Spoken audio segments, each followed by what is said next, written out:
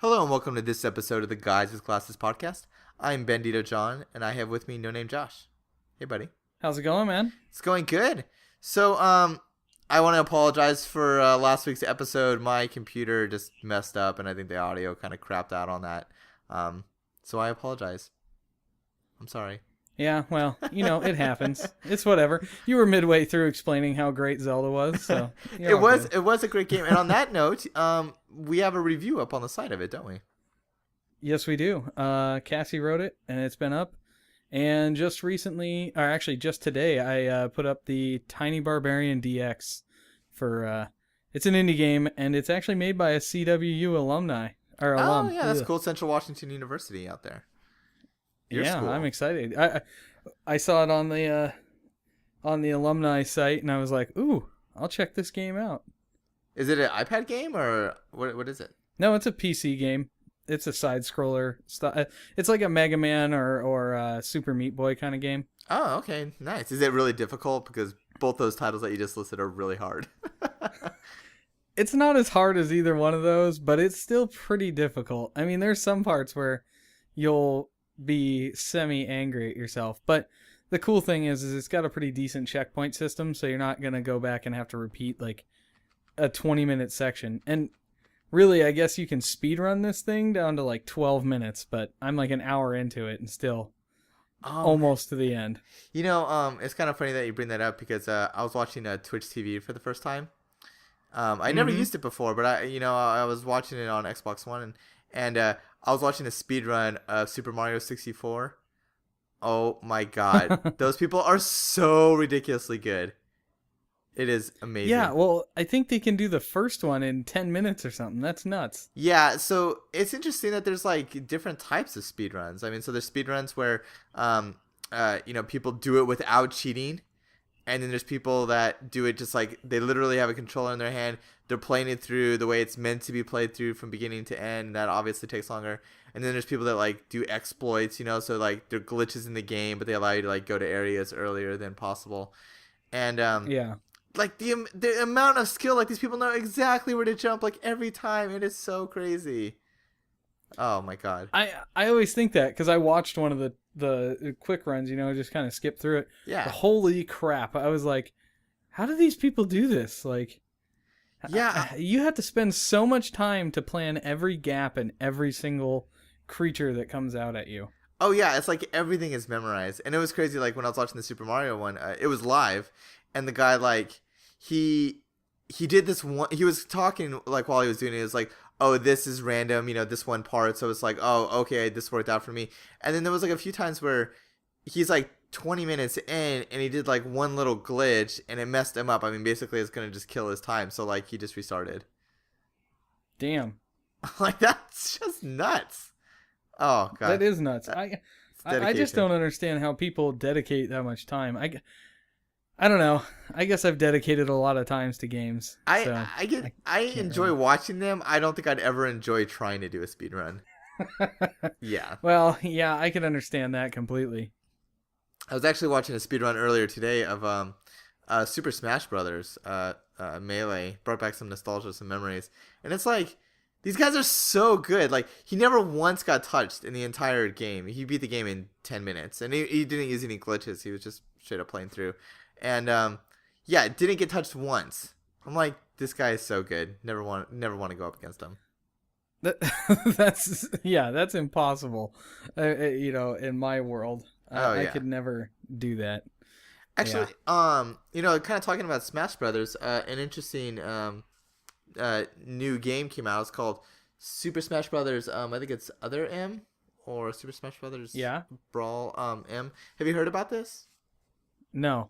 So it's people that took the Super Smash Bros. Brawl, the Wii game, and they've been able to reverse engineer it and add in additional characters, add in new movesets, fix a lot of the problems that were actually in Brawl, make it play in a more competitive atmosphere, and they put this file like on an SD card, and there's like an exploit that you can do where basically you're almost like playing this game homebrew. It is like a homebrew application, but you don't need to like mod your console or anything. Literally, you just put some files on an SD card and pop it in your console, and you're playing Brawl but with all these tweaks. And I was like, this is awesome. Like this brings back, um, me and wanting to play it again.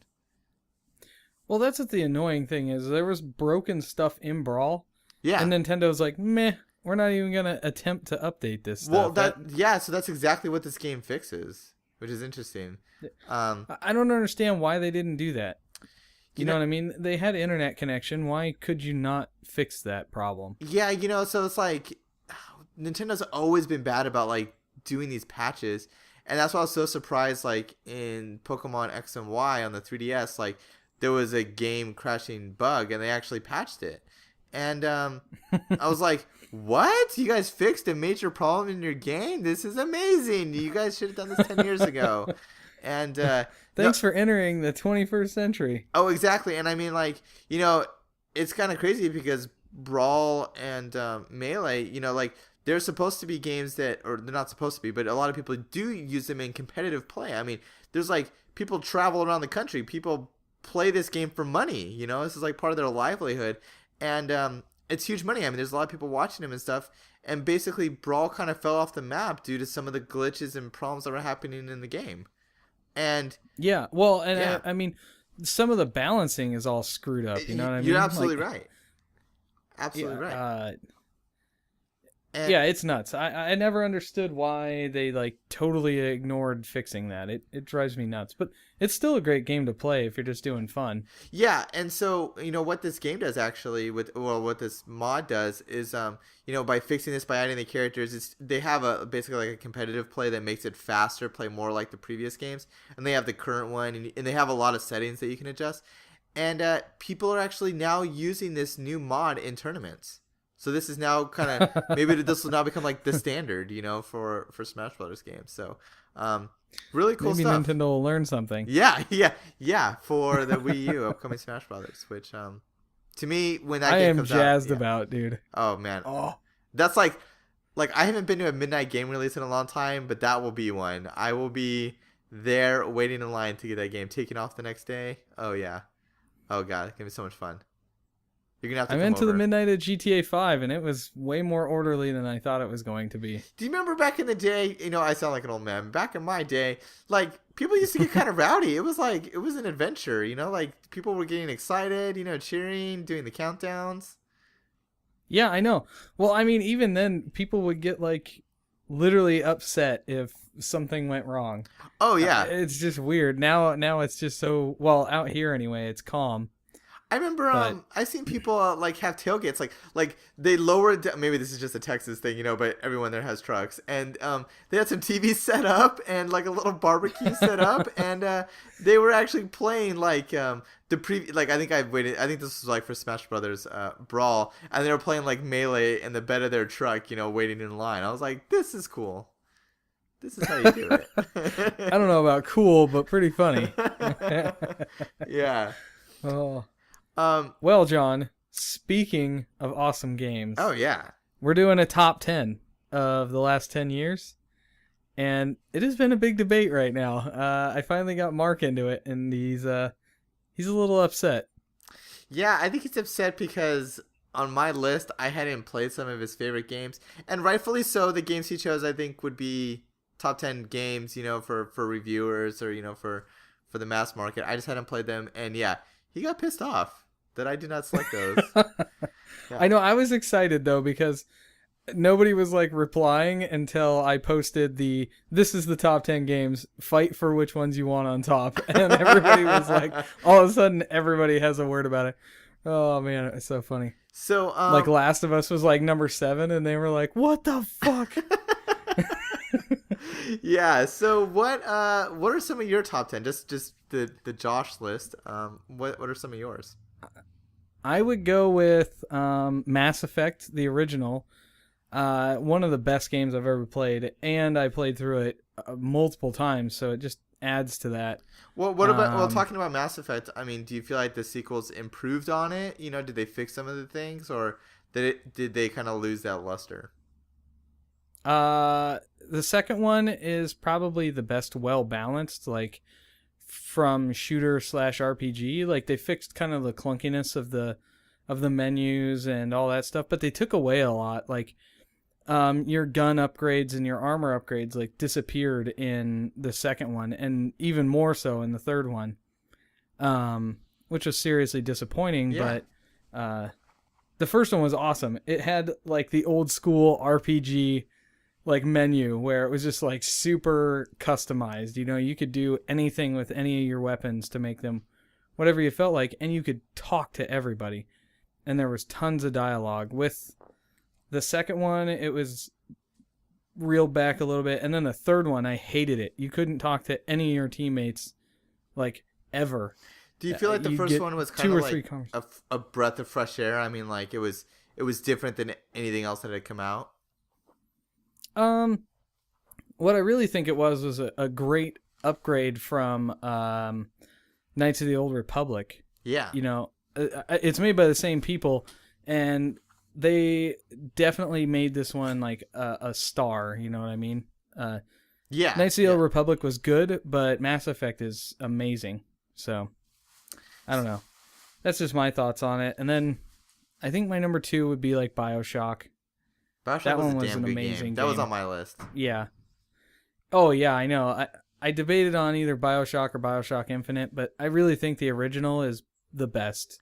I mean, I think Um, uh, so many people when when they played it for the first time and they're in that water for the first time. I know I did it, and I see a lot of people online, they also talk about this, like when you first see that you've crash landed there, they're like, why is it not loading? Why am I not moving? And yeah. then you realize that you can move the controller just because the water effects looked so good. The graphics were Yeah. so good. Oh, I know. Yeah, that game's amazing, and I don't know. It's Yeah, I don't the like mood was awesome. Yeah, I don't like scary games, but I felt like BioShock was kind of that first one where it was like it had a mix of like the powers and the guns, and the scariness was kind of like it was there, but it wasn't like a game that was really designed to be super scary. It was just designed to kind of be like this atmosphere where like sometimes it is scary, sometimes it's beautiful, sometimes it's crazy, sometimes it is scary. And Yeah. oh god, just I really really loved BioShock. I think the pacing I actually want to download the BioShock Infinite Burial at Sea thing because apparently it's awesome. Oh yeah, the new DLC. Yeah. Yeah. Yeah. You get to experience the why am I forgetting the name? What's the name of the city? Damn it. Now I'm gonna be thinking about this. I'll get back to you on this one. I know. I feel the same way. I'm like, I should freaking know this. But anyway, you get to see Rapture. That's what it is. Rapture. There you Rapture go. without Good memory. Yeah. prior to its terribleness. You know, Yeah. it shows people like using those gene mods to make their world better, not Oh yeah, the plasmids. destroying I think it. is what they're called, Yeah. Yeah. So What else was anyway, on your list? what about you? Oh well. Oh, sorry. On my list. So my number one favorite game of all time is Shadow of the Colossus. I ended up Yeah, playing it. barely in the 10 years, man. Barely in. Yeah. I think that one was like 2004. So yeah, I kind of barely made that line. But I played it, later. I had already known that a lot of people really loved it and stuff, and I just thought that like when I played it, I thought just the atmosphere, like the world that you're in, is so beautiful, and when you're playing it, like it's only boss battles. There is no bad guys in the game, and I thought like that is so different, than any other game, and like each boss, each Colossus is totally different. Each one kind of has their own personality. They all kind of act different. And as you play through the storyline, you realize you start almost feeling like sympathetic towards the Colossus, which, games have never really done before. I mean, it was always just like, oh, just kill him, and that's what you're supposed to do, But in this one, it's like, it was really kind of early for its time, but it was like without saying it, it was almost like, these moral choices that you were doing here. Yeah. So Yeah. I loved it, and I'm actually surprised that a lot of games just haven't copied the formula.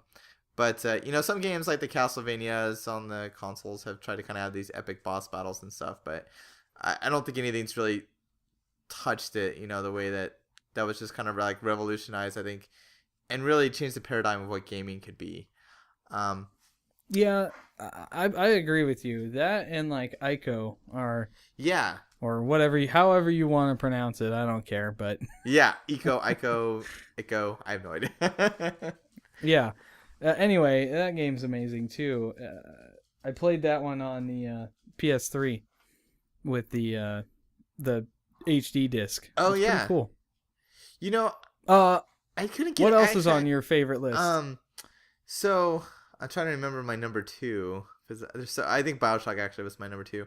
One game that I love that I would like to chat about is Fez. I really Oh yeah, I adored forgot that you game. substituted that out. Yeah, I originally had Braid on my list, and then I thought, you know what, I think Fez is a better game. I enjoyed playing Braid a lot, um, but I feel like Fez kind of took a hark back to the classic times of games. Um, Yeah, there's so much hidden stuff, and I love this about some old games is that they could have like their own language, like on the game, yeah, like there would be something that was written in a certain way, and then like a lot of times it's just there for decoration. But then you like in some games you can find out that that's actually like you can translate that into English, and that had that, and it kind of almost went back to the days of like where when you're on the playground and like you're chatting with your friends about some game and you're like, oh, this is some secret to do, or do this, or kind of like how the old Pokemon was. It was like, oh, there's this hidden Pokemon, you got to do this crazy steps to get it, and that's kind of how this game was. I mean, there was so much hiddenness to it, and it was so different. It was and I mean, even though the guy is apparently kind of a douche, but the creator, it was all made by just one guy, which is just amazing. yeah. Uh, I agree. That's a cool game. Yeah, and then Yeah, I think one of my favorite parts, and sorry, this is a little bit of a spoiler, but once you beat the game, you can go into a first person view, and it basically opens up the whole game again. There's so many new puzzles that you couldn't see before when you're playing it in 2D mode that now you can experience because it's in 3D. So like rather than kind of the new game plus, where things are like a little bit harder, now it's like new game plus plus plus. It's like it's totally different. yeah. Um, so that was on my list. I think that's cool. That's a really cool thing. Yeah. So, So, what else was what on was your your list? other ones on there? Oh, you know what? Now that I think about it, this was something that I didn't even remember that was actually released. Something that changed gaming. Halo 2. Oh, with Xbox Live Nick and stuff? argued this with me last night, and I said, yeah, Halo 2 definitely needs to be on the list of the top 10 games of the last 10 years. Well, like because of Xbox Live kind of kicking it to the Oh, next level yeah. with the multiplayer. Oh, yeah. Well, look at what was going on otherwise. I mean, nothing. Halo 2 blew that market up. I mean, Xbox Live exploded during Halo, and then it basically sustained Xbox for the next, like, year. I mean, that game was awesome. Game was awesome. And I feel like a lot of the Halo games they've had a really good formula, for that. And I think ever since Halo 1, I mean, Halo 1 was built on multiplayer, but it was all local, and then Halo 2, Yeah. I mean, now you can play online, take those skills online. And that was pretty revolutionary for its time. Okay, so Halo 2 was so big back then that even the churches around where I lived would put on competitions to try to draw in more kids to the church. That's nuts. And yeah, okay, so crazy, right? Well, we went to this one, me and my brothers and my dad, weirdly enough, went out to this one and just whooped everybody's ass. It was just the four of us just destroying everybody, and it was the most glorious thing. And we left and never came back, but it was just funny, like you wanted to put that your was such a domination on these phenomenon. poor church kids. Yeah, I know. They could probably only play it like once a week if they're good, and we're like playing it fairly regularly. Oh man, it was amazing. I accidentally swore. I felt like an idiot. Oh, in My the dad church did grounds. also. Oh yeah. Yeah, we're like, oh, hopefully they didn't hear us. God damn it. Yeah, exactly. The last time that they play games there. Exactly. Well, it was crazy. We went in there. This is like back when like rear projection was big. They actually had flat screen plasmas. Like, I think there was like 20 or 24 of them. Damn. Flat screen plasmas. This is back in like 2004, so they were expensive. I don't know how the church afforded them.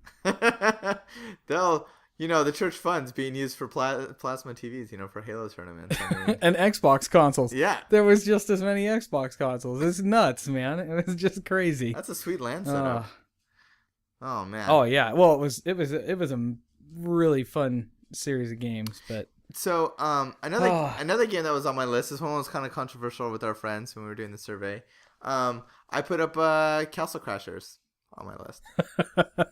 yeah, I know. You and Cassie and Maggie all put it up there. Nick and Mark were very offended. I was like, I don't even want this on there. I almost skewed the result in my Excel spreadsheet so it wouldn't good show to up know, on there. that we have honest top tens there. No, I put it up there because I think like it is a gameplay style that has been around. The 4-player brawlers, but it brought in a level of animation. It kind of was like they were normally known as like a Flash studio, so the game kind of looks like an old Flash game, or from the beginning of the internet days. But there's so much charm and there's so much character depth, and the thing is that like they also have like all these hidden characters. Like if you played their previous game, and you had a save file on your hard drive, then you could unlock that character automatically in this game. And then they came out with like so many extra stuff, and the thing is that the world is just kind of beautiful to play. I mean, like on top of having a gazillion weapons to choose and a gazillion different characters, the animation was great, and then when you play it, it's actually fun and funny and just really good multiplayer. And then it was also one of the first multiplayer games that I can think of that if you played the game on another console, no matter where you were, as long as you were signed in, you kept all your weapons and you kept all your rankings and all your characters. So you didn't need to transfer over your save. It was just all stored up in the cloud, which we're just now kind of having standard. But they did that years ago. So because of that, I feel like that game deserves a spot. Yeah, I think tomorrow I'm gonna try to get Mark and Nick and you and me on there for like an hour, and we'll argue this thing out because man, there is some anger brewing with Nick and Mark over some of my choices. Well, it was so funny. One game I think that we can all agree on is Last of Us, which was just an amazing game. So good. I mean, it would be amazing to me if I could actually get a save or load to actually work. So you've been having some glitches. I forgot that's the reason why I stopped playing it. I don't know what the hell happened, but it doesn't work. It takes so long to load. It comes up with that little loading percentage bar up there. Yeah. And it'll get to like 89% and then start over at 0. It literally took an hour, I swear to God, to and I mean, I played the game with no problems, so I don't know if it's something up with your console or the game, but yeah, I mean, I feel bad because like you haven't got to experience, the amazing, crazy ending, and like just the storytelling in that game was so good. And you've been enjoying the multiplayer a lot, right? I mean, that's another aspect. Yeah, I wrote an article about it. Yeah. I said it was way underrated, man. It's one of the more fun things to do. I think you would like the concept of it. You might not be very good at doing it. It's actually really difficult to get used to. Yeah. But you can link it to your Facebook, so you get a clan. The better and better you do, the more and more clan members get added. And they use your Facebook friends to populate it.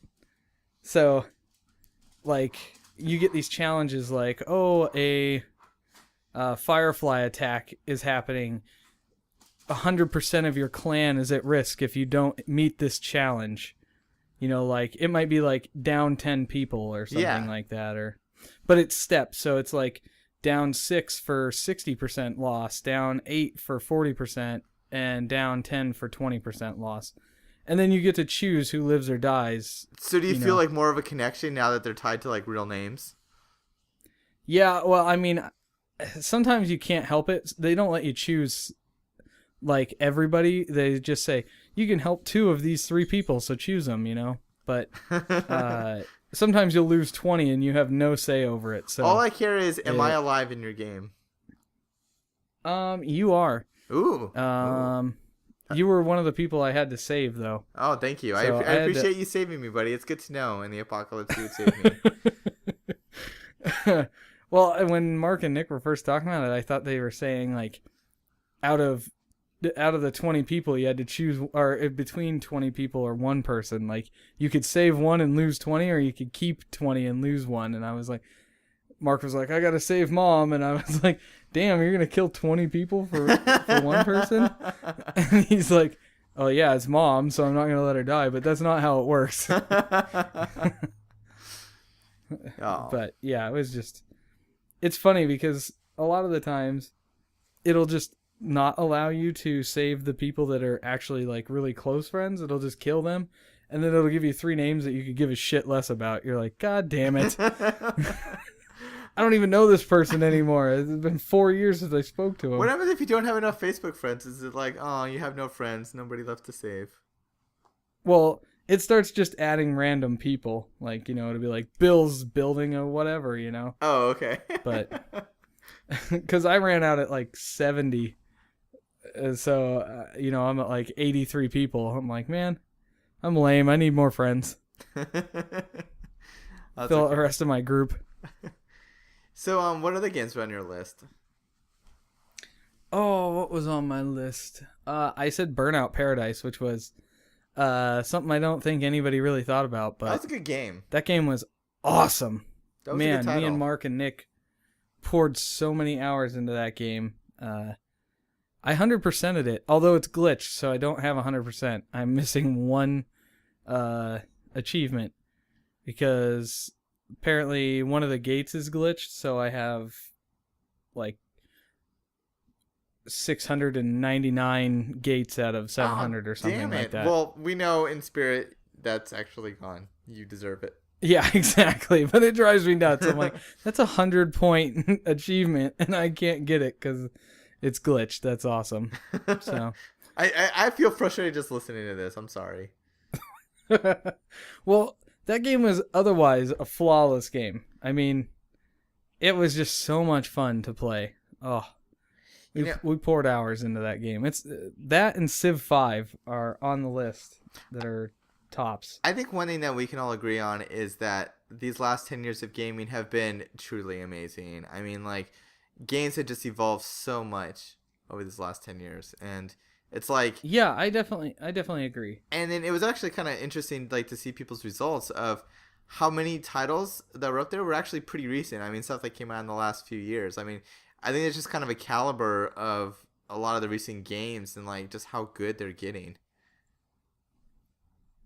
Oh yeah, I totally agree with that. I don't know. I have a hard time because just to narrow it to 10, I was telling Cassie, I'm like, what we should do is just say top 50 because there are so many. 50, like yeah. I didn't even realize, I wasn't even thinking about it. I didn't put Dead Space on my list. I pulled Trials and put Dead Space in there. Oh, the first one's so amazing and so scary. Dark finally got it. And he said, dude, I almost pooped my pants. I'm actually too afraid to play it. So, have you even seen the first scene of it? Yeah, I did. Like, played through that part? Yeah. It makes you want to crap yourself. Yeah. And Nick brought up a good point about Fallout. Like, nobody put Fallout 3 on there except for him. And he's like, you know what happened was Fallout Vegas came out, and everybody was like, meh, Fallout's not that good.